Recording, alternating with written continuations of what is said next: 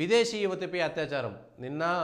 అక్కడ నాగర్ కర్నూల్ దగ్గర ఊరుకొండలో మొన్న ఎంఎంటీఎస్లో అంతకుముందు ఏదో హోటల్లో అంతకుముందు ఇంకో చోట ఇవన్నీ లోకల్గా జరిగేటువంటి ఒక రకమైనటువంటిది ఒక జర్మనీ అమ్మాయి పైన అత్యాచారం చేసి ఈ మీర్పేటలో ఏదో జరిగిందట అందమైన ప్రదేశాలు చూపిస్తానని తీసుకెళ్ళిన మహమ్మద్ అస్లాం అదుపులోకి వచ్చేసిండంట ఆల్రెడీ ఏమవుతుందంటే విదేశీ వనిత జర్మనీకి పోయిన తర్వాత ఇది భారతదేశానికి కూడా చెడ్డ పేరు తీసుకొచ్చేటువంటిది బెంగళూరులో కూడా ఇదే జరిగితే విదేశీ మహిళలపైన ఇట్లా జరగడం అనేటువంటి దానిపైన ఈ దేశంకి వస్తే భారతదేశానికి పోతే ఎవరైనా సరే గతంలో హోలీ ఆడుకుంటా పాకిస్తాన్కి భారతదేశానికి ఉన్నటువంటి తేడాని విదేశీ అమ్మాయిలు టూరిస్టులుగా ఇక్కడికి వస్తే పాకిస్తాన్లో విదేశీ అమ్మాయిలను చాలా ఇబ్బంది పెట్టిరు కానీ భారతదేశంలో నేను సేఫ్గా ఉన్నానని జర్మనీకి సంబంధించినటువంటి అమ్మాయిలే చాలామంది వ్లాగ్స్ చేసిర్రు చాలామంది మీడియాకు చెప్పారు యూట్యూబ్లలో కానీ ఇవాళ ఇంకొక జర్మనీ అమ్మాయి పైన విదేశీ అమ్మాయిల పైన చేయడం భారతదేశానికి విదేశాల్లో ఇప్పటికే విశ్వగురువు అనో లేకపోతే మంచి పేరు ఒకటి వస్తుంటే ఇట్లాంటి కార్యక్రమాల వల్ల దేశానికి చెడ్డ పేరు వస్తుంది వాడు చేసినటువంటి పని చిన్న పని కాదు ఈ దేశాన్ని అంటే వాడికి ఎవ్వరికీ సంబంధం లేదు దేశం మీద ప్రేమ లేనటువంటి కుక్కల కొడుకులను ఏం చేసినా తప్పలేదు దేశం ప్రధానం నువ్వు చేసినటువంటి ఒక చిన్న పని ఈ దేశం మీద ఎంత ప్రభావం చూపిస్తుందో ఒకసారి ఆలోచించుకోవాలి జర్మనీలో అమ్మాయి వెళ్ళిన తర్వాత భారతదేశంకి వెళ్తే అక్కడంతా రేపిస్టులే ఉంటారు అక్కడంతా వాళ్ళంతా ఏది క్రూర మృగాల లాంటి వారు అనేటువంటి ప్రచారం చేస్తే ఆ దేశంలో ఎంత పెద్ద ప్రచారం జరుగుతుంది ఈ దేశానికి ఎంత చెడ్డ పేరు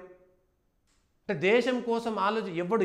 మనం ఏం చిన్న పని చేసినా రోడ్డు మీద చెత్త వేసినా కూడా ఎందుకు వేయాలరా నాయన మనం గలీజ్ అయిపోతామనేటువంటి ఒక ఆలోచన రావాలి ప్రజలు ఆ విధంగా పెరగాలి అట్లా మన విద్యా విధానం ఉండాలి అట్లా మన సర్కారు ఉండాలి అట్లా మన ప్రభుత్వ విధానాలు ఉండాలి ప్రజలు కూడా అట్లా పెరగాలి తోటి వాళ్ళకి ఇబ్బంది కలగకుండా చెత్త అంత చిన్న విషయాల్లో కూడా అంత జాగ్రత్తగా ఉండాలి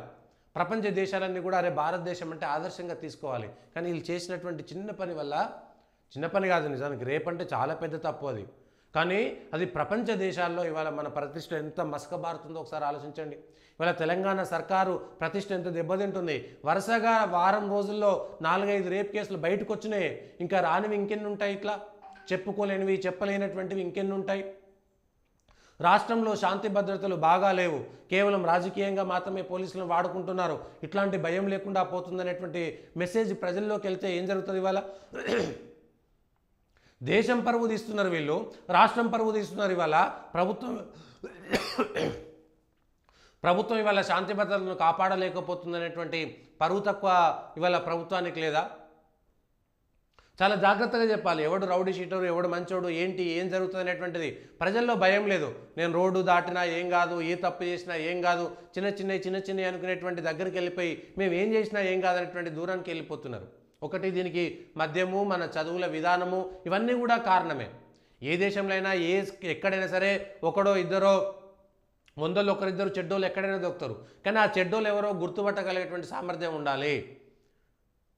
ఇంత పెద్ద జనాభా ఉన్నటువంటి దగ్గరలో మనం అత్యంత జాగ్రత్తగా ఉండాలి ఎక్కడ ఎట్లాంటి వాళ్ళు ఉంటారనేటువంటి తెలియాలి విదేశాల నుంచి వచ్చినటువంటి వాళ్ళు ఎవరు వస్తున్నారు ఏంటి అనేటువంటి విషయం పైన మనకు అవగాహన ఉండాలి విదేశాల నుంచి వచ్చినటువంటి వాళ్ళు ఎక్కడెక్కడ ఉంటున్నారో పోలీసులకి ఇట్లా ప్రతి దానిపైన ఒక జాగ్రత్త తీసుకోవాలి ఇవాళ తెలంగాణ ప్రతిష్ట మసకబారిపోయింది దేశం ప్రతిష్ట మసకబారిపోయింది దేశం ప్రతిష్ట ఇంకో రకంగా వేరే దేశాల నుంచి వచ్చినటువంటి వాళ్ళ పరిస్థితి ఏముంటుంది ఈ ప్రచారం ఎక్కడ దాకా పోతుంది వరుసగా 4-5 రోజులుగా ఇదే సంఘటన జరుగుతుంది తెలంగాణలో అంతా రేపిస్టులేనేమో మనుషులు అనేటువంటి ఒక ముద్ర పడిపోదా ప్రజలు ఒక్కసారి ఆలోచించండి దయచేసి ఇట్లాంటి చీడపురుగులు మీ దగ్గర ఉంటే వాళ్ళ దగ్గర స్నేహం చేయకండి ప్రభుత్వాలు కూడా ముఖ్యంగా ఇట్లాంటి వాటిపైన ఆడపిల్లలపైన అత్యాచారాలు చేసేటువంటి వాళ్ళపైన అత్యంత కఠినంగా ఉండాలి సరే ఆడపిల్లలు కూడా ఇట్లాంటి పరిస్థితులు చేస్తున్నారు వాళ్ళు 1-2 అనేటువంటివి ఎక్సెప్షన్ కేసులు ఉంటాయి కానీ రాష్ట్ర ప్రభుత్వం మొద్దు నిద్రపోతుంది శాంతి భద్రతలు సరిగా లేవు అడ్మినిస్ట్రేషన్ సరిగా లేదు పరిపాలన సాగట్లేదు పట్టు జరగడం లేదు ఇట్లాంటివి అనేటువంటివి రాష్ట్రానికి చెడ్డ పేరే వస్తుంది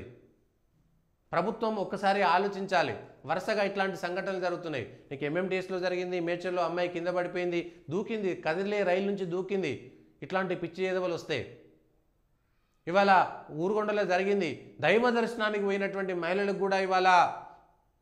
రక్షణ కల్పించలేనటువంటి పరిస్థితుల్లో ఉన్నాయి మనం ఇవాళ ఒకటి మత్తు పదార్థాలు ఒకటి చదువులలేమి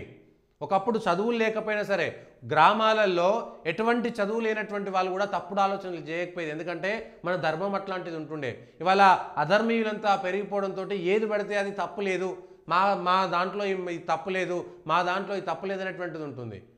ఈ దేశంలో ఉన్నటువంటి ధర్మంలో ఉండేటువంటి వాళ్ళేమో ఈ మత్తు పదార్థాలకు దేనికి దానికి పనికిరానివన్నిటికీ చూసి అలవాటు అయిపోయిన తర్వాత ఇట్లాంటి పనులకు చేస్తున్నారు. దయచేసి ప్రభుత్వాలు ఈ విషయం పైన జాగ్రత్తగా ఉండాలి. ప్రభుత్వానికి చెడ్డ పేరు వస్తుంది, ప్రభుత్వానికి చెడ్డ పేరు వస్తుంది. ఈ విషయం పైన స్పష్టంగా ఉండాలి. లేకపోతే ఇవి